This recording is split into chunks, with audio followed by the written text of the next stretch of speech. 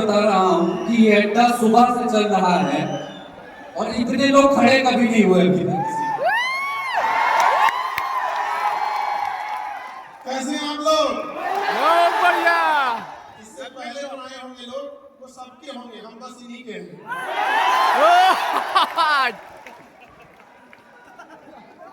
आप में अच्छा ये बताएं, अगर मुझे मालूम है कि इस शोर में किसी एक की बात सुनना बड़ा मुश्किल है, पर खान सर के लिए इस किस्म की दीवानगी एक शब्द में बताइए कि है क्यों? स्टैंड पर दोनों लगा के जाते हैं आगे। बहुत अच्छा पढ़ाते हैं, अच्छा बोलते हैं। ये वे जो कर रहे हैं लड़के, ऐसे कई लोग जो एजुकेटर रहे हैं राजनीति में आए, कभी मन करता है ऐसे हेलीकॉप्टर में वेव करें चुनाव लड़ते हुए। इनको बना दिया जाएगा कि ये लोग हेलीकॉप्टर तक पहुंच जाए, इनके हेलीकॉप्टर में बैठ जाएंगे। हम राजनीति पढ़ाते हैं, राजनीति करते नहीं। जो वर्तमान लोग राजनीति कर रहे हैं, अगर राजनीति पढ़ना है तो आए, हम पढ़ा देंगे।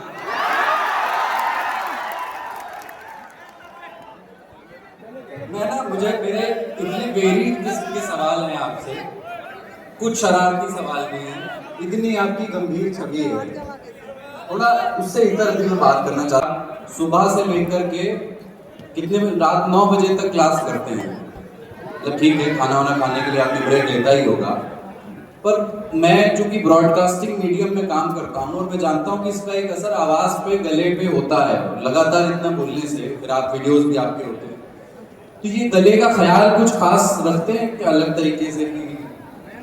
देखिए, गला का कुछ अलग से तो ख्याल नहीं रखते क्योंकि हम संगीतकार तो है नहीं। बस पढ़ा देना होता है, और पढ़ाते पढ़ाते गला इतना खराब हो गया है कि तान से गाते थे तो शीशा फूट जाता था, हम अगर गाना गाते तो कान फूट जाएगा। लेकिन मेरे के बस समझा देना है, संगीत की धुन की क्वालिटी का काम हमारा नहीं है। बहुत अच्छा जवाब। लेकिन संगीत सुनते तो हैं, और मैं इसका थोड़ा लॉन्ग फॉर्म आंसर जानना चाहता हूँ। मैं चाहता हूँ आप अपने पसंद के संगीत या संगीतकार या संगीत की प्रकृति पर थोड़ी देर बोलें कि वो क्यों सुनते हैं, उसको सुनने से हासिल क्या होता है, किस माहौल में आप संगीत की शरण में जाते हैं। देखिए, हम फिल्म और संगीत में उतना रुचि नहीं है, लेकिन हमें जहाँ तक लगता है खास करके संगीत का, तो हम किस परिस्थिति से गुजर रहे हैं, लोग ऐसे संगीत को सुनना बहुत पसंद करते हैं। जैसे ये सबका दिल टूटा है, सैड सॉन्ग खूब सुनता है। इनका दिल नहीं, ये एम्बुलेंस है, सब जख्मी दिल लेके घूम रहे हैं। और हम इन सब से कहते हैं कि पुराना गाना और सैड सॉन्ग मत सुना करो, पुरान दर्द खदड़ के उखाड़ देता है पूरा। तो इसका बड़ा असर पड़ता है कि हम अभी किस मानसिक दौर से गुजर रहे हैं। और अगर बहुत खाली बैठे हैं और थोड़ी सी तकलीफें लगी हैं, तो इसमें संगीत एक मरहम का काम न करके बल्कि उस जख्म को और ताजा करने का काम कर देता है। और चूंकि हम लोग के पास क्या है, समय का इतना अभाव है और इतना भाग दौड़ में आगे निकल चुके हैं लोग कि अब ये सब चीजें अजीब लगती हैं। तो उतना फिल्म वगैरह में ज्यादा और संगीत में उतना नहीं है। और आखिरी सिनेमा कौन सा देखें आखिरी बार? ऐसे पूरा सिनेमा तो नहीं, अगर ऐसे शॉर्टकट देखेंगे तो 15-20 मिनट की जो उसकी कहानियां होती हैं वो सुन लेते हैं, और ऐसे अंतिम का तो कुछ खास याद नहीं, लेकिन फिल्मों में बहुत कम रुचि है, तो इसलिए उतना आपको ध्यान नहीं है। बाबू को ही बोल रहा है। लेकिन जैसे आपसे मैं पूछूं कि बिहार के बहुत सारा काम बिहार में कुछ वर्षों में हुआ है और बहुत सारा काम होना बाकी भी है। हमने बिहार में डॉक्यूमेंट्री की थी, उस समय हमने बात भी की थी कि इन लड़कों में जिद है पर इनकी शक्ति भी थोड़ी सी छीन ली गई है, इनके पास हौसला है पर कंधे इनके कमजोर कर दिए गए हैं। अगर ये और सुधार हो जाए, मैं अगर ये कहूँ कि आपको अगर बिहार में इस किस्म की अथॉरिटी फर्ज करते हैं, कल्पना करते हैं, मिल जाए और आप एजुकेशन के पॉइंट ऑफ व्यू से 2-3 बड़े बदलाव जो आप बिहार में करना चाहते हैं? देखिए, जहां तक रही विकास की बात करते हैं तो देखिए, जिंदा रहने को विकास नहीं कहा जाता है, तो अंतर होता है दोनों में। इतना ना पीछे ढकेल दिया गया, एक छोटे बच्चे को आप 10 रुपए की लड्डू खरीद के दे देंगे, बहुत थैंक यू बोलेगा। तो इतना पीछे ढकेल दिया गया कि हम लोग को वही चीजें अच्छी लगती है। अब कहीं ना कहीं हमको लगता है कि हम लोग इस सब चीजों में इतने उलझ गए लोग कि हम लोग के मुद्दे क्या रहते हैं। जहां आप देखिएगा जो इंडिया है, पर कैपिटा इनकम मुद्दा है, रोजगार मुद्दा है, हाई इंफ्रास्ट्रक्चर है। आप बैंगलोर के मुद्दों को देखिए, महाराष्ट्र की चीजों को देखिए, कितना एक्सपोर्ट कर सकते हैं। हमारे यहाँ थोड़े से मुद्दे अलग होते हैं, पर्सनली हम क्या कर सकते हैं। अभी हम लोग अरवा चावल उसना चावल से ज्यादा दूर नहीं निकल पाए हैं लोग। जो प्रधानमंत्री, इतने विजनरी प्रधानमंत्री, आप देखिए नरेंद्र मोदी को, आप जीता हुआ व्यक्ति जितना मेहनत करते हैं उतना हारे हुए इंसान को करना चाहिए, जबकि जीते हुए। इंडस्ट्रीज की बात करेंगे, वर्ल्ड क्लास यूनिवर्सिटीज की, इंफ्रास्ट्रक्चर की, कनेक्टिविटी की, यहाँ आए तो हम लोग उनको भी बिगाड़ दिए, लोग उन्होंने से कहा दिए कि उसना चावल अरवा चावल। तो थोड़ा जरूरत है इससे ज्यादा आगे आने की, कि हम क्या मांग सकते हैं। हमारे लिए अच्छी यूनिवर्सिटी दे दीजिए। अगर आप BHU जैसे यूनिवर्सिटी नहीं दे सकते हैं, दिल्ली यूनिवर्सिटी और इलाहाबाद यूनिवर्सिटी, अलीगढ़ यूनिवर्सिटी नहीं दे सकते हैं, एटलीस्ट उसके एक ब्रांचें खोल दीजिए यहाँ पटना, भागलपुर, यहाँ कहीं, कम से कम तब तक तो पढ़ ले। आप बताइए, इन बच्चों का चेहरा देखिए, इनको मगध यूनिवर्सिटी मिला हुआ है। जिंदगी बर्बाद करने के लिए आप यहाँ आके ग्रेजुएशन कर सकते हैं, और इसमें जो समझदार होगा वो यूनिवर्सिटी नहीं जाता होगा, क्योंकि उसे पता है कि अगर यूनिवर्सिटी नहीं गए तो केवल पढ़ाई जाएगा, और यूनिवर्सिटी गए तो पढ़ाई और टाइम दोनों जाएगा, कोई स्टैंडर्ड ही नहीं है। तो थोड़ा एजुकेशन सेक्टर को जरूरत है प्राइमरी से लेके और टॉप लेवल तक में एक रेगुलस सुधार करने की। जो चीजें चली आ रही है वही चलते आ रहा है, ये गलत है। एक इंटरव्यू में आपने कहा था कि प्रधानमंत्री, चूंकि आपने उनका जिक्र किया, प्रधानमंत्री ने 70% काम ठीक किए। अगर आप थोड़ा समझाएं उसको कि आप उसमें किन किन कामों को समझते हैं कि ये ठीक काम है, 30% जहाँ आपको लगता है कि जो कोर कसर रह गई है, जिस दिशा में और काम होना चाहिए, उसको थोड़ा इस वाक्य को थोड़ा सा विस्तार दीजिए जवाब में। देखिए, कोई भी व्यक्ति रहता है वो कभी नहीं चाहेगा कि काम गलत हो। तो टॉप लीडरशिप में एक सबसे बड़ा प्रॉब्लम क्या आता है कि जो ग्राउंड पर इंप्लीमेंट करने वाला है वो कैसा है। तो हम लोग ये सोच लेते हैं कि दिल्ली में बैठा टॉप लीडरशिप वो उड़ीसा के किसी गांव में बैठ के देख पा रहा है, वहां नहीं देख पा रहा है। वहां जरूरत है जो ग्राउंड पर है उसको ईमानदारी से काम करने का, उसकी अकाउंटेबिलिटी होनी चाहिए। उसकी अकाउंटेबिलिटी के लिए जरूरी यह है कि टाइम फ्रेम आप फिक्स कर दीजिए कि ये चीजें इतनी देर में होनी चाहिए। एक छोटा सा, जैसे यहाँ यूनिवर्सिटीज का सेशन 4 साल की जगह 6 साल हो जाएगा, कोई पूछने वाला नहीं है। VC को तुरंत सस्पेंड कर देना चाहिए। किस काम का VC जब उसको कोई एग्जाम लिया नहीं जा रहा है, भाषण देने के लिए बैठा हुआ, सैलरी लेने के लिए। हम क्या करेंगे, 20-20 लाख बच्चों का 10th और 12th का एग्जाम टाइम से हो जाता है, रिजल्ट भी टाइम से आ जाता है, और 10,000 बच्चों का VC से एग्जाम लिया नहीं जाता है। हटा दीजिए उसको, किस काम का है। तो सजा इतनी बेहतरीन होनी चाहिए गलती की कि नस नस याद करे कि कोई सजा दिया था। तो ये चीजें की जरूरत है, क्योंकि देखिए एक कोई भी वहां जब बैठेगा वो ये नहीं चाहेगा कि गड़बड़। अब नीचे अगर कोई ऑफिसर लेट कर रहा है तो उसको ऊपर टॉप लीडरशिप को क्या होगा पता। और इसका एक सबसे बड़ा क्या खराब होता है कि जो टॉप लीडरशिप में बैठे होते हैं, तो एक कहावत कहा जाता है कि राजा को आंख नहीं होता है, कान होता है। क्योंकि गांव-गांव जाके वो नहीं देख सकता है सलाहकार कौन है। तो सलाहकार सब चापलूस बनते जाते हैं, सब ये गलत हो जाता है। सलाहकारों से पूछना चाहिए कि तुमने क्या प्लान बनाया था कि 2022 तक किसानों की इनकम दुगनी होनी थी। किसानों को छोड़िए, पहले उनको पकड़िए, उन अधिकारियों को, कि तुमने क्यों काम नहीं किया। इतना बड़ा संसाधन दिया, सब कुछ दिया, एक आईएएस का पद दिया, जा रहे हो सड़क पे तो 1 किलोमीटर पहले से खाली हो जा रहा है, तो सेक्रेटरी साहब जा रहे हैं, काहे नहीं युवा डबल है, पूछना चाहिए उन लोगों से। हम लोग किससे पूछ देते हैं? वो एक इंसान से। वो एक इंसान कंफ्यूज हो जाता है, भाई हमसे इतना काय पूछ रहा है, कहीं राजनीति से तो प्रेरित नहीं है, कहीं उससे भी पूछना चाहिए। अधिकारी जो है सब ना, ये कुल्हाड़ी नहीं है सब, ये दीमक है सब, पेड़ पे लगे लगे गिरा देंगे सब, पता ही नहीं चलेगा कैसे गिरा देंगे। हमको लगता है कुछ अधिकारी लोग भी आए थे क्या?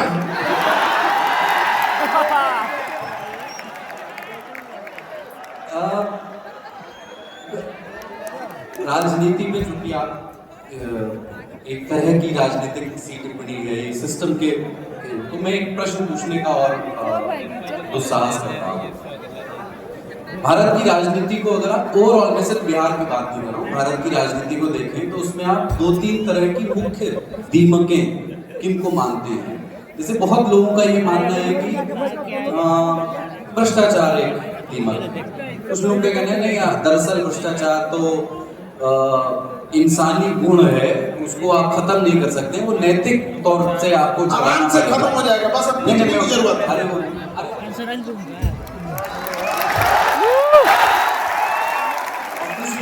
कुछ लोग ये मानते हैं कि नहीं, जाति आधारित राजनीति जो है वो समस्या है, जबकि उसके दूसरी तरह का तर्क है कि जाति आधारित राजनीति दरअसल कास्ट कंसोलिडेशन या एक तरह का असर्शन है, एक किस्म का असर्शन है अपनी अस्मिता या अपनी पहचान के खिलाफ। तो आपके लिहाज से वो दीमक है जो भारतीय राजनीति को खोखला कर सकती है भविष्य में। 4-5 क्वेश्चन आप मिला के पूछ दिए। देखिए, एक सबसे बड़ा प्रॉब्लम कहाँ आता है कि फिल्में और नेता वैसा ही चलेगा जैसा पब्लिक है। अगर पब्लिक को असली गाने पसंद है यहाँ भोजपुरी के लिए, तो भोजपुरी गाने चल रहे हैं, अगर ये नहीं सुनेंगे तो नहीं चलेगा। वो सुन रहा है, ये भी खराबी है, वो गाना में गा रहा है। एक भारत, ये बिहार वह धरती थी जहाँ की सीता मैया और लक्ष्मण जी के भाभी और देवर के रिश्तों को कितने मर्यादा में दिखाया गया है, और ये भोजपुरी गायक तार तार कर दिए उस चीज को। उस मर्यादा को कोई सुनकर इंजॉय कर रहा है, भाभी के रिश्तों को धूमिल करने वाले गाने को, और वो गाने मिलियन में जा रहे हैं। पब्लिक की भी तो गलती है कि लोगों के दिमाग में, लोगों ने इतने सालों तक, हम लोगों ने राजतंत्र देखा है ना, इतने सालों तक राजतंत्र देखा है। आज से 2000 साल पहले से हमने यही देखा है, राजा कभी ये, कभी मगध का राजा, कभी कोई, कभी हर्षवर्धन, कभी दिल्ली सल्तनत, कभी मुगल सल्तनत, इतने राजाओं को देखा है। उसके बाद महारानी विक्टोरिया, इतने लोगों को देखा है कि पब्लिक आराम से मान ली गई है कि राजा का बेटा राजकुमार होता है तो नेता का बेटा भावी विधायक होता है, मान ली है पब्लिक। इसलिए ज्यादा कुछ करने की जरूरत नहीं रहती उन लोगों को, कि पब्लिक मान ही ली। तो ये थोड़ी सी उन लोगों के लिए थोड़ी जागरूक करने की जरूरत है। और दूसरा आपने कहा कि वोट वगैरह, देखिए आराम से हम लोग ये कह देते हैं कि तुम 500 रुपया पे वोट दे देता है। समझिए, यहाँ बैठे बच्चों को, अगर यहाँ आप सड़क पे चलिए, किसी से कहिए कि 1 लाख रुपया देते हैं, वोट दे देगा, तो दे देगा। 1 लाख रुपया अगर दिया जाए किसी में, तो मेजॉरिटी लोग दे देंगे, क्योंकि आपके लिए 1 लाख का जितना वैल्यू है ना, उस गरीब के लिए 500 का उतने वैल्यू है। वो इस गरीबी के लेवल पर लिया जाया गया है, इतना तोड़ा गया है कि 500 में बिकने को मजबूर हो जाए। आप उसको समझिए। यहाँ बच्चे तैयारी करते हैं, कोई किसी सब्जेक्ट का, किसी चीज का, कोई बिजनेस करता है, किसी की सैलरी होगी 1.5 लाख, किसी की होगी 50,000, किसी की होगी 2 लाख। जी जान लगा के तैयारी करते हैं बच्चे। ऊपर अडानी अंबानी कहता होगा बकलोल पहले 2 लाख के लिए मरल जा रहा है। अरे भाई, तोरे लिए 2 लाख कुछ नहीं है, इनके लिए 2 लाख सब कुछ है। तो हम और आप यहाँ भाषण देते हैं कि 500 रुपया में वोट दे दिया, अरे हमारे लिए 500 वैल्यू नहीं रखता है, उसके लिए बहुत है 500 रुपया। समझिए, जानबूझकर उसको उस रसातल में ढकेला जाता है कि तुमको खरीदने में आसानी होगा। तो ये एक बड़ी समस्या है। दूसरा आपने कहा जाति की, तो देखिए ओवरऑल क्या है कि जो जाति है उसमें बढ़ाने के लिए तो हर छोटी मोटी जाति जो पिछड़ी हो गई है उनको फुसलाने के लिए एक ठो नहीं होता है, हर जाति का अपने पास एक ठो लीडर है, वो पूरा फंसा के लाता है, कहता है तुम्हारा विकास करेंगे, तुम्हारा विकास करेंगे। चलो यार हमारा कितना विकास हो, अच्छा आप इतना विकास कीजिए आप ही के साथ, छोड़ दिया उसको और उसको बुझेंगे नहीं करना। तो सबसे चीज क्या है, जब पैसा नहीं रहेगा तो सब कुछ बर्बाद होगा, लेकिन गरीब इंसान को और मतलब ट्रैप में फंसाने के लिए उसे कहता है शिक्षा जरूरी है। भाई पैसा रहेगा तो पक्का पढ़ाएगा, पैसा रहेगा अच्छी पढ़ाई दे देगा, पैसा ही नहीं रहेगा तो कैसी पढ़ाई दे पाएंगे। चाणक्य इसी धरती के थे, राजनीति की किताब लिखी और किताब का कवर नाम रखे कि अर्थशास्त्र, मतलब आपकी अर्थव्यवस्था खराब हो गई ना, कुल शास्त्र खराब हो जाएगा। इसलिए ये जरूरी है। यहाँ आप देखिए पैसा क्या मायने रखता है। कोई किसी होटल में बावर्ची नीचे किचन में बेचारा गर्मी में खाना बना रहा होगा और वो खाना बन के होटल में जा रहा होगा, होटल का नाम हो रहा है, इसके पास पैसा ही नहीं है, उसको पैसा बस दीजिए ना, अगले दिन अपना होटल खोल लेगा, जीवन स्तर उस दिन सही हो जाएगा, बस इसको उसके पास पूंजी ही नहीं। तो अपने पास ये जो राज्य है, यहाँ सबसे बड़ी कमी किस चीज की, पूंजी ही नहीं है। और ये समझना बड़ा जरूरी है, पूंजी का बहुत अभाव है। और बैंक लोन किसको देती है, अमीरों को। सरकार जमीन किसको देती है, अमीरों को। तो अमीर कौन हो रहा है, अमीर।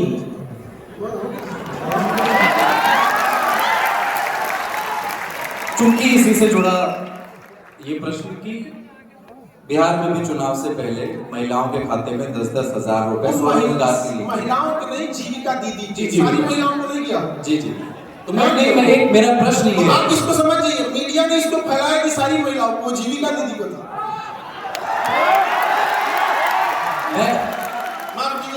मेरा प्रश्न पूरा नहीं हुआ, मैं वही कह रहा हूँ, जीविका दीदियों के लिए पहली किस्त के उनकी किस्त के तौर पर जो भविष्य में उन्हें और भी मिलेगा, पर कई अन्य पार्टियां भी जो केंद्र में सत्ता में नहीं है, उनके अलावा भी अलग अलग प्रदेशों में या तो इस तरह के वादे करती हैं या डिलीवर भी किया है उन्होंने। ममता बनर्जी से लेकर के फिर मध्य प्रदेश में भी हुआ। तो ये डायरेक्ट कैश बेनिफिट के दो तरह के इसमें भी मत हैं। एक ये कि इससे जब आप घर की महिला को के हाथ में पैसे देते हैं तो वो बहुत सोच समझकर पैसे खर्च करती है, उसका सदुपयोग सुनिश्चित करती है, और वो जो आप कह रहे हैं ना कि उसके लिए 500 रुपए भी बहुत है, तो उसके लिए उसकी कीमत समझिए। और दूसरी बात इसके विरोध में इसकी आलोचना ये है कि आप इस तरह से लोगों को काम करने के प्रति कोई बहुत मतलब उसके प्रति प्रेरित नहीं कर रहे हैं, बल्कि बिना कुछ किए घर बैठे एक निश्चित भत्ता या वो उसकी आदत डाल रहे हैं, जिसको कुछ लोगों ने फ्री की रेवड़ी या फ्रीबीज कहा। इस मत में भारत को समझते हुए, भारत की आर्थिकी और भारत के इकोनॉमिक सोशल स्ट्रेटा को जो समझते हुए कि किस किस समाज में कितने लोग हैं अपने यहाँ किन परिस्थितियों में वो जी रहे हैं, आप इसमें कोई राय बना पाते हैं?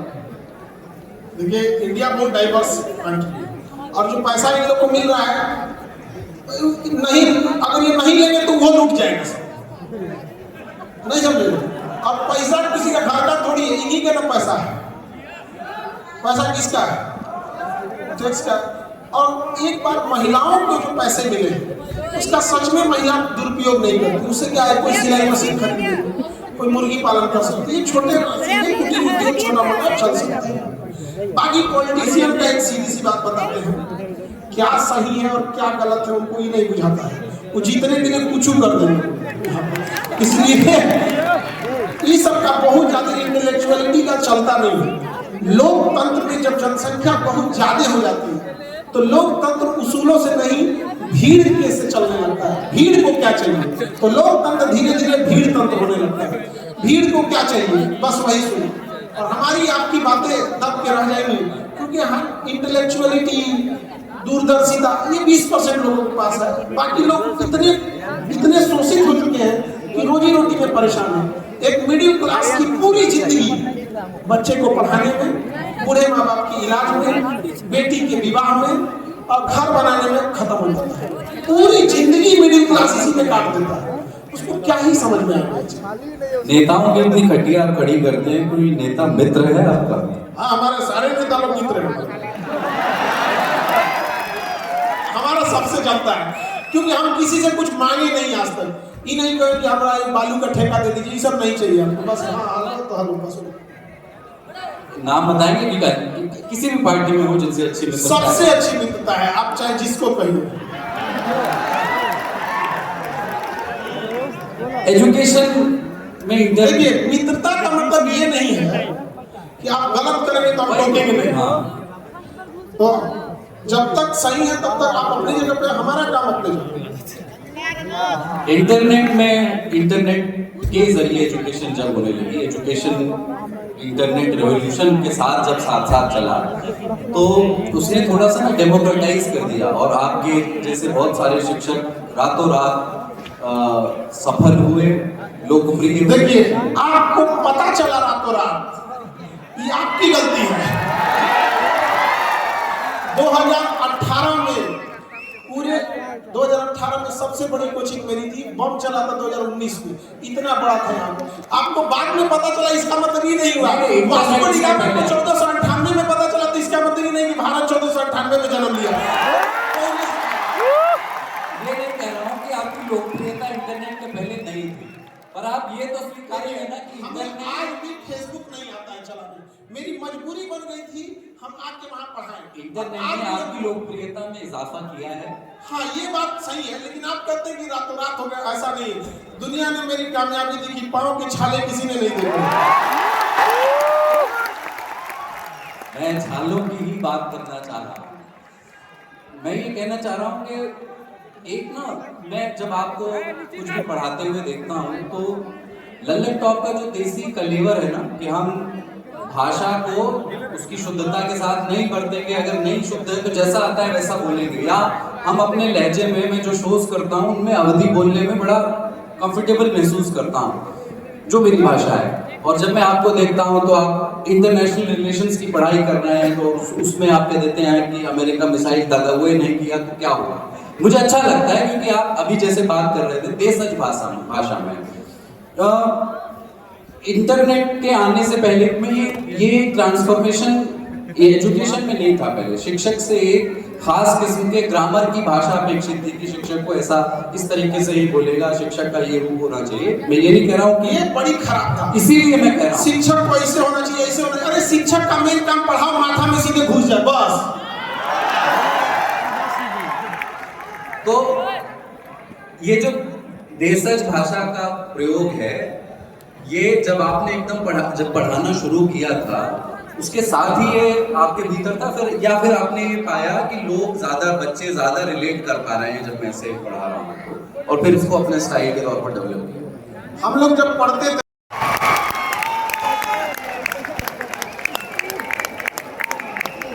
खान बाबा